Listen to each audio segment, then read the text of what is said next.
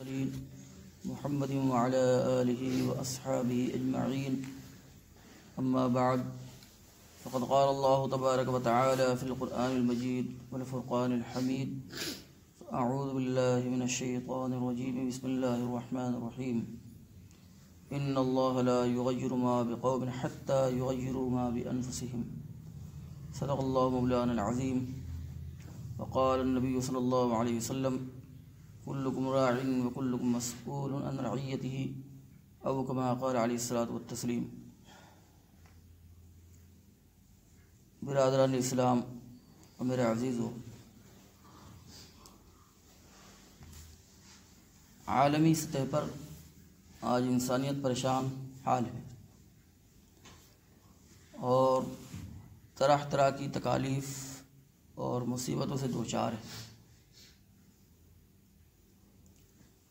جس کی بہت سی وجوہات ہو سکتی ہیں۔ من جملہ ان وجوہات کے اہم وجہ یہ سمجھ میں آتی ہے کہ عموماً ہر انسان کے دل کے اندر یہ بات آتی ہے جو کچھ میں سوچ رہا ہوں میری فکر سب سے اچھی، اور میری فکر کے نتیجے میں میرے اعضاء و جوارح سے جن اعمال کا صدور ہوتا ہے وہ اعمال بھی اپنی جگہ اچھے ہیں، اور اس پر مزید یہ کہ انسانیت کی فکر یہ ہے کہ جس طرح میں سوچ رہا ہوں سب اسی طریقے سے سوچیں، اور جیسے میں کر رہا ہوں سب اسی طریقے سے کریں۔ یہ اصل فتنے اور مصیبت کی جڑ ہے۔ حالانکہ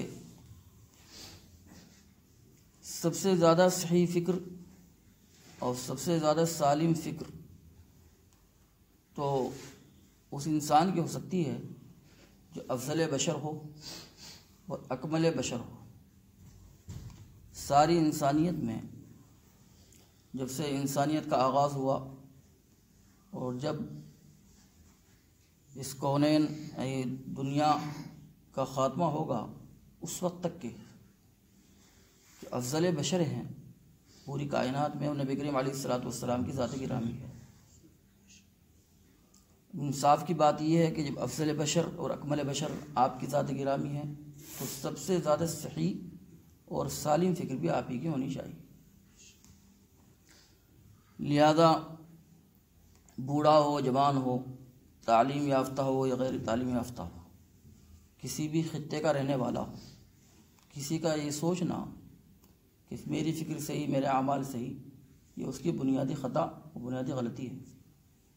بلکہ جس کی فکر نبی کریم علیہ السلام کی فکر کے ساتھ میل کھاتی ہے اس کی فکر سالم ہے۔ اور آپ علیہ السلام نے اپنے دور حیات میں اپنی فکر کو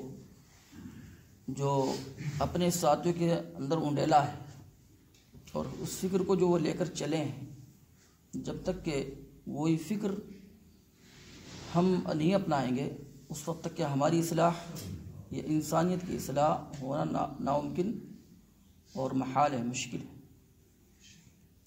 نبی کریم علیہ السلام کی بنیادی فکر جو آپ اپنے ساتھیوں کو دے کر گئے تھے وہ کیا تھی، جس کے متعلق خود اللہ تبارک و تعالی نے فرمایا قرآن حکیم میں کہ محمد صلی اللہ علیہ وسلم جو آپ کے مخاطبین ہیں اور آپ کی امت ہے، اگر انہوں نے آپ کی لائی ہوئی تعلیمات پر عمل نہیں کیا اور آپ جو ہدایات لے کر آئے ہیں ان کو تسلیم انہوں نے نہیں کیا تو کیا آپ اپنے آپ کو ہلاک کر ڈالیں گے؟ آپ کی فکر یہ تھی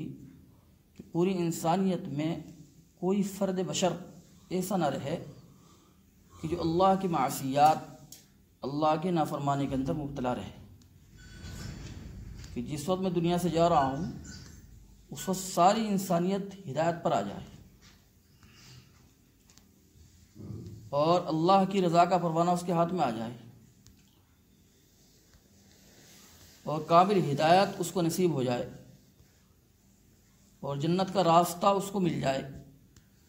اور جہنم کے دہانے پر جو امت کھڑی ہوئی ہے جہنم کے دہانے سے ہٹ جائے۔ اسی بنیادی فکر کو لے کر نبی کریم علیہ الصلوۃ والسلام نے صحابہ میں محنت کی، اور صحابہ نے پھر مستقل اس محنت کو کیا، اور اس کا نتیجہ یہ ہے کہ آج اسلام ہمارے پاس ہے۔ تو جب تک کہ ہم بھی اسی فکر کو نہیں اپنائیں گے، ہماری ذاتی اصلاح یا معاشرے کی اصلاح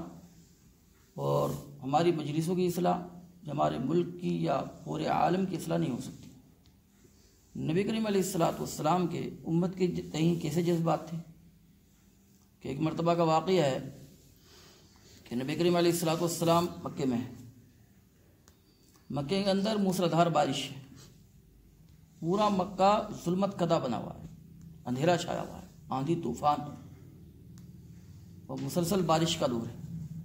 تو آپ علیہ الصلوۃ والسلام آن فانن اپنے دولت خانے سے باہر نکلے اور مکے کی گلیوں میں رواں دواں ہو گئے، اور جاتے جاتے ایک جگہ رکے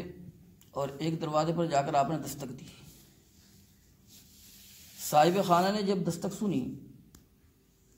تو یہ تہیہ اور یہ عزم لے کر اس نے دروازہ کھولا کہ ایسے عالم میں، ایسے وقت میں کوئی ایسا آدمی ہی دستک دے سکتا ہے جو نہایت ہی زیادہ محتاج اور پریشان حال ہو اور ضرورت مند ہو، اپنی جو بھی عرض میرے سامنے رکھے گا میں اس کو پوری کروں گا۔ اور جیسے اس نے دروازہ کھولا تو نبی کریم علیہ الصلوۃ والسلام کا پر نور چہرہ اس کے سامنے، دروازہ کھولنے والا ابو جہل، اور عزم لے کر نکلا یہ میرے سامنے جو بھی عرض کرے گا اس کی درخواست کو پوری کروں گا۔ تو اس نے عرض کیا کہ محمد صلی اللہ علیہ وسلم اس وقت تم کیا لینے کے لیے آئے ہو؟ تو آپ علیہ الصلوۃ والسلام نے یہ فرمایا کہ جو جذبات، جو تمنا، جو خواہش اور جو تڑپ مجھے تیرے پاس لے کر آئی ہے، اس کا مقصد صرف اور صرف یہ ہے کہ میری امت کا کوئی فرد بھی ایسا نہ رہے کہ جو جب اس دنیا سے جا رہا ہو تو ہدایت کے ساتھ نہ جا رہا ہو، بلکہ اللہ اس سے خوش ہو، جو ہدایت، جو تعلیمات میں لے کر آیا ہوں اس کی زندگی اس سے مزین ہو جائے۔ لیکن چونکہ اللہ نے اس کے متعلق اور اس جیسوں کے متعلق قرآن کریم میں حکم فرما دیا تھا اور اعلان فرما دیا تھا، ختم اللہ علی قلوبہم وعلی سمعہم وعلی ابصارہم غشاوہ، کہ ان کے کانوں پر اور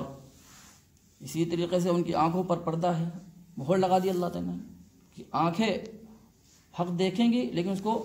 حق نہیں سمجھیں گی، کانوں پر ایسی مہر لگ گئی کہ حق بات سنیں گی لیکن دل کے اندر نہیں اترے گی، کفر کی مہر ان کے دلوں کو پر لگ گئی، لہذا ساری محنت اکارت ہو گئی۔ لیکن آپ علیہ الصلوۃ والسلام نے اخیر تک بھی اپنی محنت کو نہیں چھوڑا، حتیٰ کہ خود اللہ تبارک و تعالیٰ انبیاء کو تکلیف پہنچ رہی ہے یہ اللہ نے برداشت کیا، لیکن اللہ کا دین مٹ جائے یہ اس کو برداشت نہیں کیا۔ اسی وجہ سے فرمایا لعلک باخع نفسک الا یکونوا مؤمنین، کہ آپ اپنے آپ کو ہلاک کر ڈالیں گے کہ اگر یہ لوگ ایمان نہ لائے، انہوں نے وحدانیت کا اقرار نہ کیا، آپ کی رسالت کو نہیں مانا، جس قرآن برحقہ کو آپ لے کر آئے ہیں اس کو صحیح کتاب نہیں مانا، تو آپ نے کتنی فکر کی ہوگی، کتنی محنت کی ہوگی۔ جب تک وہی فکر، وہی دھن لے کر ہم اپنی ذات کے اوپر محنت نہیں کریں گے، اپنے گھروں کے اوپر محنت نہیں کریں گے اور کوشش نہیں کریں گے اپنے معاشرے کو سدھارنے کی،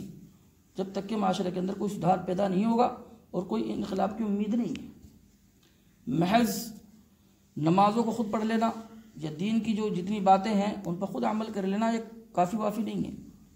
بلکہ اپنی ذات سے لے کر اپنی اولاد تک، اپنے گھر والوں تک، اپنے محلہ، شہر، جہاں تک بھی اللہ نے وسعت دی ہے اس کے لیے مستقل کوشش کریں، اجتماعی کوشش بھی ہو، انفرادی کوشش بھی ہو، کہ حتی الامکان ساری سنتیں اور سارا دین ہماری زندگی کے اندر اور ہماری اولاد میں، ہمارے معاشرے میں کیسے زندہ ہو۔ اس کی محنت ہوگی، کوشش ہوگی تو اللہ تبارک و تعالیٰ اس کے نتائج سامنے لائے۔ اللہ تعالیٰ ہم سب کو عمل کرنے کی توفیق عطا فرمائے۔